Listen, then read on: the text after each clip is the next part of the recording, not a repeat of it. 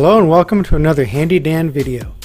Today we're going to change all the instrument lights to blue LEDs. In the factory smart dash they used amber LEDs. The dash pod comes out easily with just one plug to remove. The bezel unsnaps.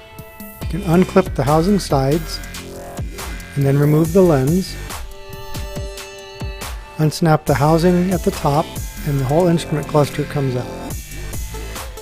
The frame unsnaps, and then you have to unclip the ribbon cable carefully and remove the display. Rotate the speedometer hand down, unclip the edges and remove that panel.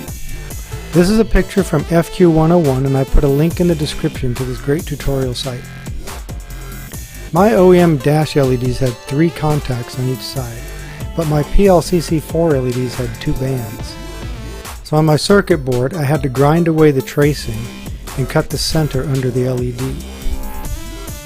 I use PLCC4 blue on everything else. This is the shift panel.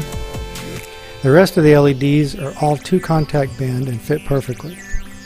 On the power gauges I left the 2 red in the center and just changed the 4 outer LEDs. And now it's all completed. This is the dash cluster, all complete. Got the driver door window switches. And the passenger door window switch. Blue LED under the dash and the shift indicator. The center dash switches. The climate controls, and I left some amber for accent. And the 2 power gauges with the red hands. I also wired up a dome light for the rear area since it's dark back there.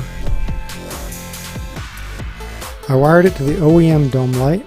It's a blue LED, just gives enough light to see by.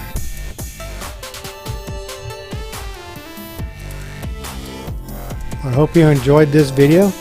Please feel free to subscribe. Leave any questions in the comments section below. Thank you for watching.